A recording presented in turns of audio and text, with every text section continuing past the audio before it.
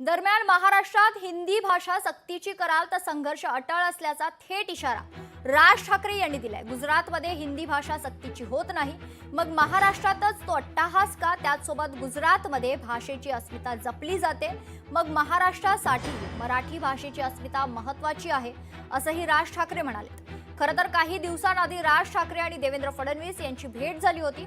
त्यावरून महापालिका निवडणुकीत मनसे भाजप सोबत जाणार का अशा चर्चा रंगल्यात। मात्र आता राज ठाकरे यांनी हिंदी भाषेवरून अप्रत्यक्षपणे भाजपवरच हल्लाबोल केल्याची चर्चा आहे। या पार्श्वभूमीवर राज ठाकरे भाजपला 4 हात दूर ठेवणार की काय अशी कुजबूज रंगली आहे आणि हिंदी भाषा सक्तीवरून मनसे भाजपात मिठाचा खडा पडणार का असा प्रश्न महाराष्ट्राला पडला।